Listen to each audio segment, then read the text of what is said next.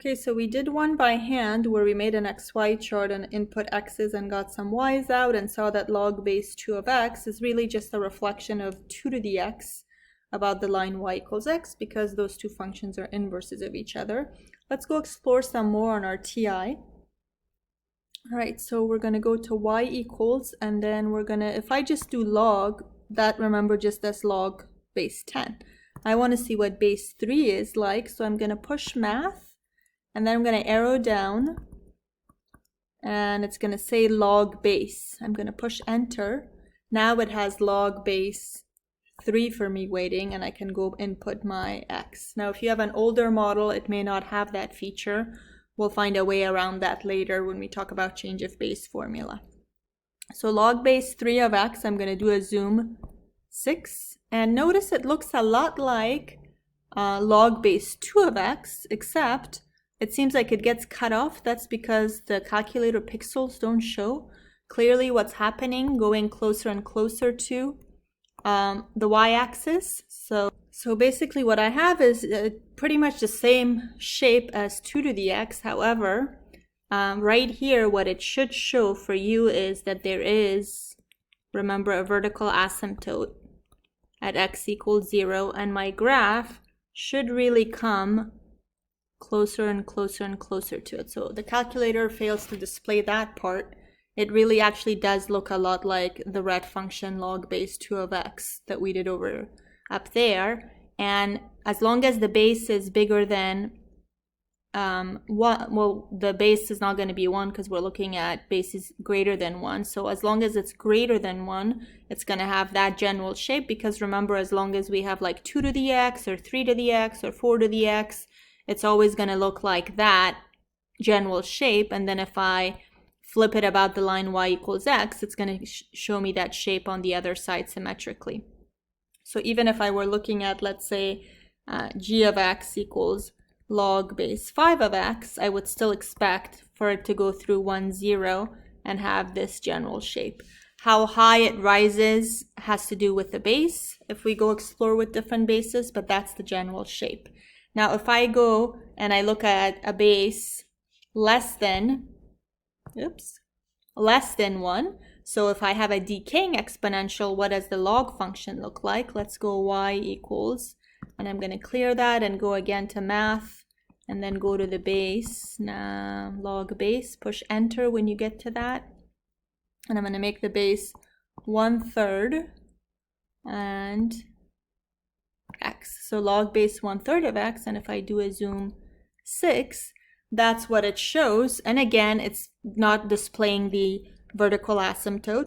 So if I were to look at the complete graph, it actually should look something like getting closer and closer to the y-axis, but never touching it, with a vertical asymptote of x equals 0 and still going through 1, 0. And again, that's coming from a decay exponential. In other words, if I look at this guy's inverse, 1/3 to the x, if you remember that from previous sections, that's an exponential that goes through 0, 1, and it's decaying. So it'll look something like that, a decaying exponential. If I flip it about the line y equals x, it makes sense that I would get this graph, part of which my TI is showing, but not all of it. So that is my log base 1/3 of x. So you can go play around with different bases, but overall, if a is bigger than 1, you're going to have your graph essentially looking like that.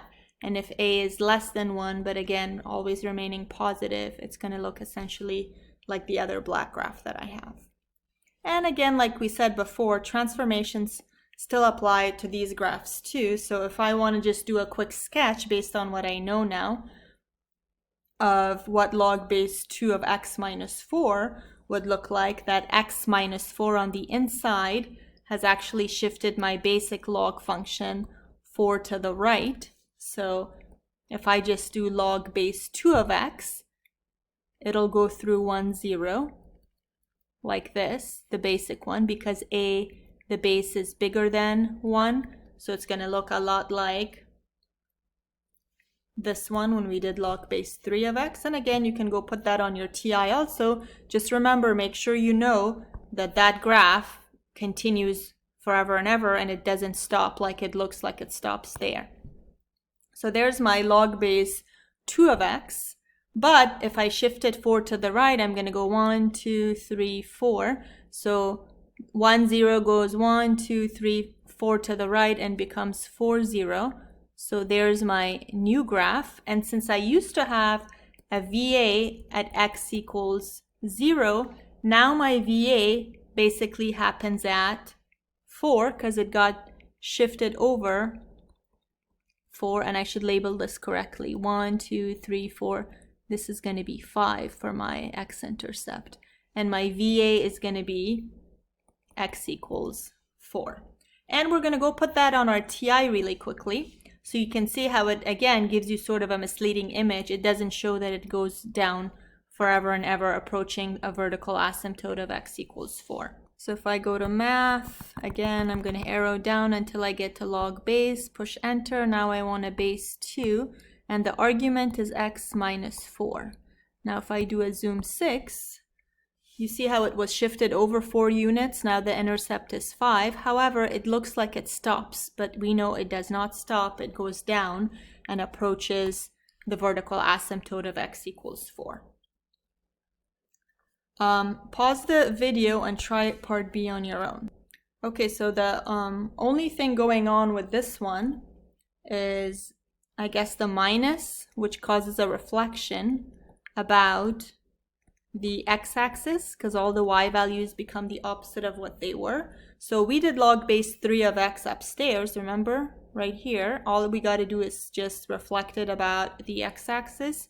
So my original one going through 1, 0 and approaching the y-axis. And then if I flip that about the x-axis, this piece goes up there and the other piece comes down here.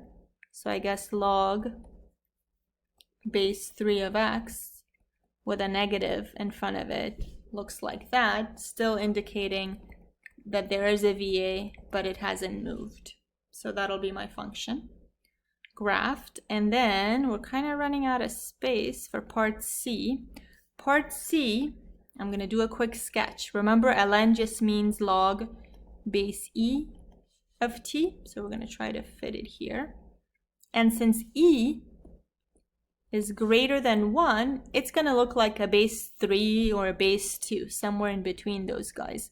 So it's just going to go through 1, 0 and have the general shape of the original base 3 that we graphed upstairs. So it just goes through 1, 0 and has an increasing as you go to the right shape. If you want to put that in your TI, let's go do that quickly too. I'm going to go to y equals, clear this guy up, and since the ln button's already there and all of you have it, we're just going to put ln of x, and we're going to do a zoom 6, and notice it looks a lot like log base 3 of x or log base 2 of x, because we know e is somewhere in between it. And again, it looks like it stops, but remember, it doesn't stop. It goes down all the way to negative infinity. All right, last thing we're going to look at is some logarithmic properties. And after these, we have some more properties in the next section. For our goal right now is just to focus on these 4 and be able to do some examples with them. And some of the properties we've already sort of discussed. Let's say I have log base a of 1. You guys should already be able to tell me what that spits out. If I'm at some base a and I'm trying to get to 1, I have no choice but to spit out an exponent of 0. Or if I have log base a of a, if I'm at a already and I'm trying to get to a, the exponent spit out has to be 1 because a to the 1 is a. Again, we looked at these with numbers upstairs. These two, log base a of a to the x, are called inverse properties. So I'm going to call them inverse props. Log base a of a to the x is just going to be x, and also a raised to the log base a of x is also going to be just x. So the x basically just plops down. You'll see that with examples when I show. They're inverse properties because I'm essentially composing two inverses. if the exponential and the log are inverses, and inside the exponential, a to the x, I put this log, it's going to get me back to x where I started. And if I'm inside the log function and I'm putting a to the x, the exponential function, it's going to spit out x back because it's going to take me back to where I started. Remember, that's what fog and golf for inverse functions do. They spit out x and take you back to where you started. Also remember, these guys apply to ln's, so I don't have to really rewrite them, but maybe for your notes purposes, ln of 1 always spits out 0 because that's saying log base e of 1. ln of e always spits out 1 because ln is log base e, so the e and the e go away and give you an exponent of 1. ln e to the x plops down the x, and e raised to the ln of x plops down the x. So these are synonymous.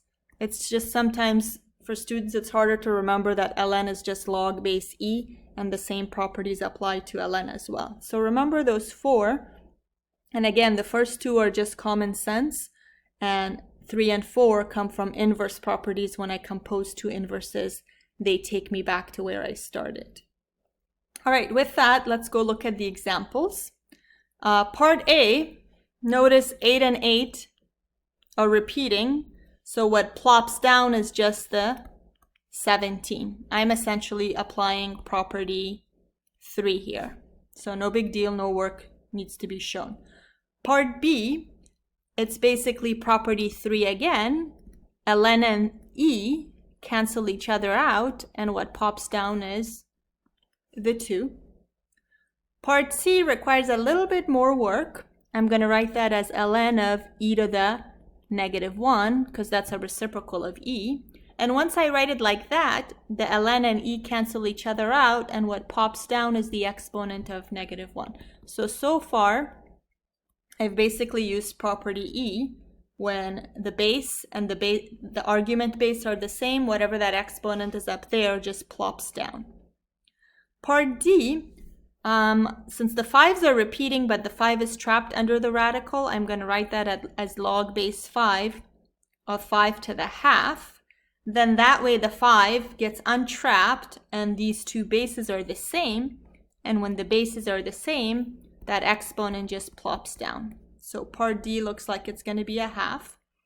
Why don't you pause the video and try parts E and F on your own and then come back for the answer. All right, hopefully you had a chance to do those. Part E looks like it fits property 4. The big base and the little base of log are the same. So what plops down is the 3 as my answer. And it looks like part F also mimics property 4. In the ln version, I have e raised to the ln, and e and ln are inverses. They cancel each other out, so what plops down is the 12. So hopefully those 4 properties will sink in after you do a few problems on the homework. And this was it for the introduction to logarithms. In the next video, we'll look at logarithmic laws.